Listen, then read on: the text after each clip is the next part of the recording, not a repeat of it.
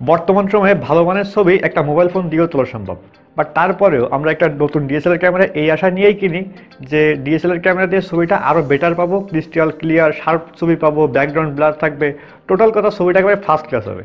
But যখন আমরা নতুন একটা ডিএসএলআর ক্যামেরা দিয়ে ছবি ক্লিক করি তখন দেখা যায় যে রেজাল্ট আসে একেবারে বিপরীতমুখী। ছবিতে কোনো ক্রিস্টাল ক্লিয়ার ভাব থাকে না, মানে ব্যাকগ্রাউন্ড ব্লার থাকলেও দেখা যায় যে ছবিতে একটা শার্পনেস থাকবে সেই জিনিসটাই থাকে না। তো কেন এমনটা হয়ে থাকে জানেন? যার মেইন কারণটা হচ্ছে কিছু কিছু সেটিং আমরা সঠিকভাবে করতে পারি না, পাশাপাশি শার্প ছবি তোলার কিন্তু কিছু কিছু টেকনিক রয়েছে যেগুলো আমরা অনেকেই জানি না। ডোন্ট ওয়ারি, আজকের এই ভিডিওতে আমি আপনাদেরকে একেবারে পুরোপুরি পানির মতো সহজ ভাষায় বোঝাবো যে ক্রিস্টাল ক্লিয়ার একেবারে শার্প ছবি তোলার জন্য আপনার ডিএসএলআর ক্যামেরাতে কী কী সেটিং করার প্রয়োজন, পাশাপাশি কিছু সামান্য বাট অনেক বেশি অসামান্য কিছু টেকনিক শিখিয়ে দেবো, যেগুলো যদি আপনি অ্যাপ্লাই করেন তাহলে আমি আপনাকে গ্যারান্টি দিচ্ছি আপনারা কম দামি হোক বেশি দামি হোক যে কোনো ক্যামেরা দিয়ে পারফেক্ট একটা মনের মতো ছবি তুলতে পারবেন, শার্প ছবি পাবেন। সুতরাং সম্পূর্ণ ভিডিওটা শেষ পর্যন্ত দেখার অনুরোধ রইল। So welcome back guys, fantastic photography চ্যানেলের নতুন একটি ফ্যান্টাস্টিক ভিডিওতে আপনাদের সবাইকে স্বাগতম। আমরা রেগুলারলি ডিএসএলআর ক্যামেরা সংক্রান্ত এরকম সুন্দর সুন্দর ভিডিও শুধুমাত্র আপনাদের জন্য তৈরি করি। সেই ভিডিওগুলো দেখতে চাইলে নিচ থেকে আমাদের চ্যানেলটিকে সাবস্ক্রাইব করে দিয়ে আমাদের ফ্যান্টাস্টিক ফ্যামিলির সদস্য হয়ে যান।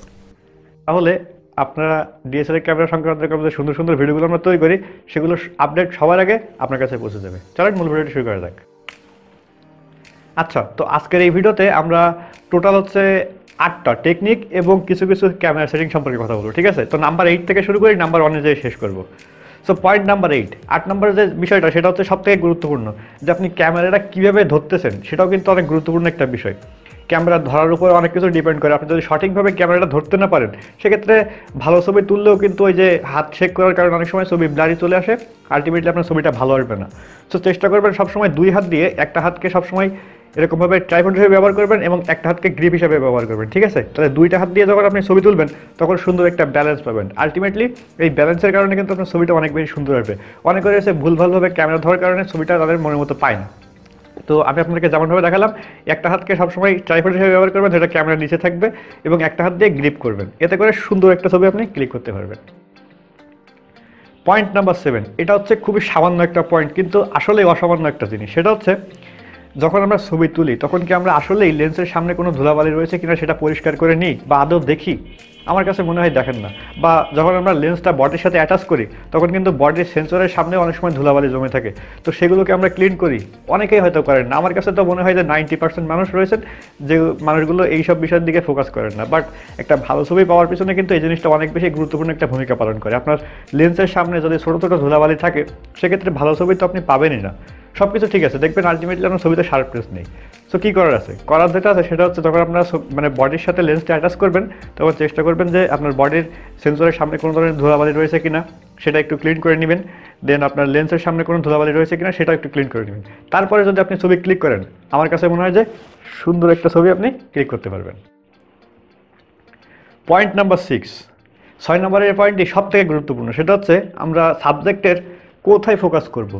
নাকে ফোকাস করব, কপালে ফোকাস করব, নাকি বডিতে ফোকাস করব, নাকি চোখে ফোকাস করব, কোথায় ফোকাস করব? আপনার সবসময় সাবজেক্টের চোখে ফোকাস করার চেষ্টা করবেন। চোখে ফোকাস করলে আপনার ফুল ফেসটা তো ক্লিন আসবেই, পাশাপাশি আপনার বডিটাও সুন্দরভাবে শার্পলি আপনার ছবিটা ক্যাপচার হবে। তো শার্পলি ক্যাপচারের কথা বলতেছি, একটা ছোট্ট জিনিস রিমাইন্ড দিতে চাই। ভিডিওটা নিশ্চয়ই ভালো লাগছে, আমরা তো সুন্দর করে রিসার্চ করে আপনার জন্য ভিডিও তৈরি করি। তো অবশ্যই ভিডিওতে একটা লাইক দিয়ে আমাদেরকে উৎসাহিত করবেন। আশা করি লাইক দেওয়া শেষ। তো শার্প ছবির পাওয়ার জন্য অবশ্যই আপনারা সাবজেক্টের চোখে ফোকাস করবেন। চোখে ফোকাস করলে 2টা সুবিধা। ফার্স্ট অফ অল আপনার হোয়াইট ব্যালেন্সটা একেবারে পারফেক্ট হয়ে যাবে, কারণ মানে চোখের কালারটা সাধারণত সাদা এবং কালো থাকে, তো ব্ল্যাক অ্যান্ড হোয়াইট কালারটা সাধারণত ক্যামেরাতে খুব সুন্দরভাবে ডিটেক্ট করতে পারে, যে কারণে আমার ছবির ওভারঅল যে কালার ব্যালেন্সটা সেটা খুবই ভালো হবে। আর নাম্বার 2 যে বেনিফিট সেটা হচ্ছে যেহেতু আপনি চোখে ফোকাস করতেছেন তার মানে আপনার ছবিটা নিঃসন্দেহে অনেক বেশি শার্প থাকবে, অনেক বেশি ক্লিন থাকবে। তাই অবশ্যই আপনারা যখন ফোকাস করবেন তখন সাবজেক্টের চোখে ফোকাস করার চেষ্টা করবেন। দেখবেন আমি শিওর আপনারা আগে যেসব ছবি তুলেছেন অন্যান্য পার্টসে ফোকাস করে, মানে বডির অন্যান্য কোথাও ফোকাস করে, সেই ছবিগুলোর তুলনায় চোখে ফোকাস করে যে ছবিগুলো আপনি তুলবেন সেগুলো অনেক বেশি ক্রিস্টাল ক্লিয়ার এবং শার্প থাকবে। অবশ্যই এই টেকনিকটা অ্যাপ্লাই করবেন। নাম্বার 5 নম্বর একটা সেটিংসের কথা বলবো, সেটা হচ্ছে শাটার স্পিড। অনেকেই রয়েছেন যারা ক্যামেরা দিয়ে ছবি তোলার সময় দেখা যায় যে হাত একটু কাঁপাকাঁপি করে। এটা নর্মাল একটা বিষয়, এটা নিয়ে আসলে ওয়ারিড হওয়ার কিছু নেই। প্রত্যেকেরই কম হতো বা বেশি হোক সবারই টুকটাক হাত শেক করে। তো যদি আপনি ছবি তুলতে যে হাত শেক করেন সেক্ষেত্রে কিন্তু আপনার ছবিটা ব্লারি চলে আসবে, ছবিটা ক্লিয়ার থাকবে না। তো এখানে কী করার আছে? করা যেটা আছে সেটা হচ্ছে ফার্স্ট শাটার স্পিড সেট করতে হবে, যতদূর সম্ভব হয় শাটার স্পিডটা বাড়িয়ে ছবি তুলবেন। আমি আপনাদেরকে রেকমেন্ড করবো যাদের হাত একটু বেশি শেক করে তারা শাটার স্পিড 1/500 রাখার চেষ্টা করবেন, এবং যাদের হাত একটু কম শেক করে তুলনামূলকভাবে তারা চেষ্টা করবেন শাটার স্পিডটা 1/250 রাখার উপরে, মানে 250-এর উপরে রাখার জন্য। এতে করে যেহেতু আপনি ফার্স্ট শাটার স্পিড সিলেক্ট করতেছেন তাহলে একেবারে কম সময়ের ভিতরে আপনার ছবিটা ক্যাপচার হবে। সো এতে করে রেজাল্ট যেটা আসবে সেটা হচ্ছে আপনার হাত যদি একটু কাঁপাকাঁপি করেও সেক্ষেত্রে ছবিটা অনেক বেশি শার্প আসবে। অবশ্যই আপনারা ভালো শার্প ছবি তোলার জন্য যাদের হাত শেক করে তারা শাটার স্পিডটা যত সম্ভব বাড়িয়ে রেখে ছবি তোলার চেষ্টা করবেন। নাম্বার 4, 4 নম্বরে একটা সেটিংস, এটা হচ্ছে আইএসও। আইএসও কিন্তু এমন একটা জিনিস যেটা আপনার ছবিকে অনেক বেশি ভালো করে দিতে পারে, আবার আইএসও বেশি বাড়ানোর কারণে আপনার ছবিটা পুরোটাই নষ্ট হয়ে যেতে পারে।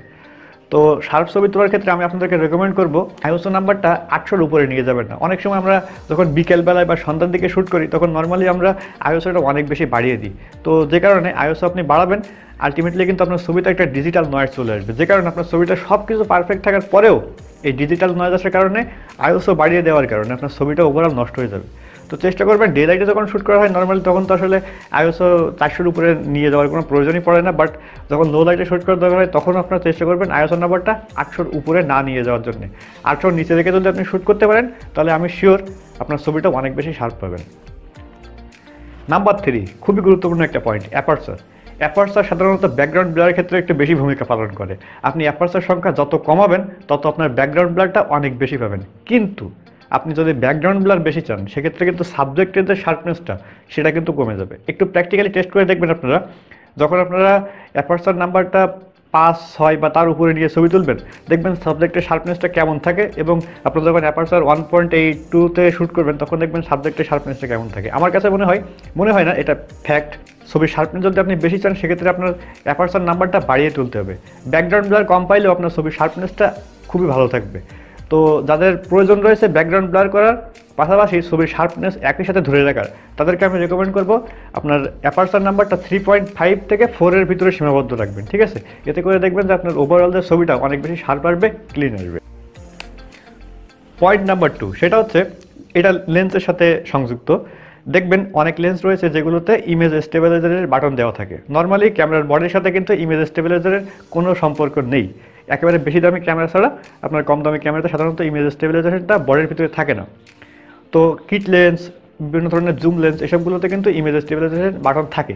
তো এই বাটনটার কাজ কি আমরা সকলেই জানি, যে এই বাটনটা যদি আপনার অন করে রাখেন সেক্ষেত্রে আপনার ছবিটা একটু শেক করলেও দেখা যায় যে ভালোভাবে ক্লিক হবে।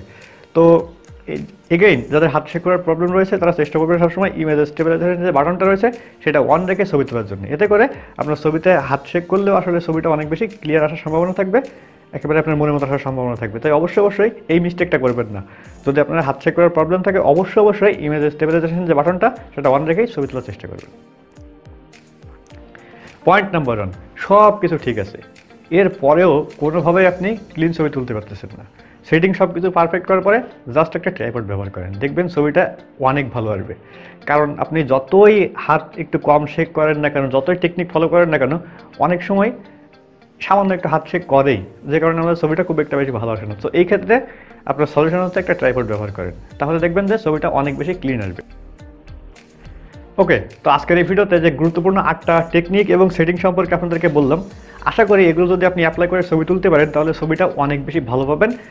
আর কি শার্পনেস জনিত কোনো প্রবলেম আপনাকে ফেস করতে হবে না। বাট তারপরে যদি কোনো প্রবলেম থাকে ডিএসএলআর ক্যামেরা রিলেটেড বা সেটিং সম্পর্কে আপনি জানেন না, এরকম ধরনের প্রবলেম যদি আপনার থাকে অবশ্যই কমেন্ট করে আমাদেরকে জানাবেন। আমি নিশ্চয়ই সেই সম্পর্কে একটা ভিডিও তৈরি করে আপনাদেরকে হেল্প করার চেষ্টা করব। দেন এগেইন আজকের ভিডিওটা যদি ভালো লেগে থাকে অবশ্যই একটা লাইক দিবেন। লাইক দিলে হয় কি আমরা অনেক বেশি উৎসাহিত হই। আসলে এত কষ্ট করে ভিডিও তৈরি করি, আপনারা ভিউজও হয় মোটামুটি ভালোই আলহামদুলিল্লাহ, কিন্তু দেখা যায় লাইক তুলনামূলক কম থাকে। তো লাইক দিয়ে অবশ্যই আমাদেরকে উৎসাহিত করবেন। আর নতুন ভিডিও দেখার জন্য যেমনটা বললাম আমাদের চ্যানেলটিকে অবশ্যই সাবস্ক্রাইব করে রাখবেন নিচ থেকে। সবাই ভালো থাকেন, সুস্থ থাকেন, দেখা হবে খুবই শীঘ্রই নতুন একটা ভিডিও নিয়ে। ততদিন পর্যন্ত ছবি তুলতে থাকেন।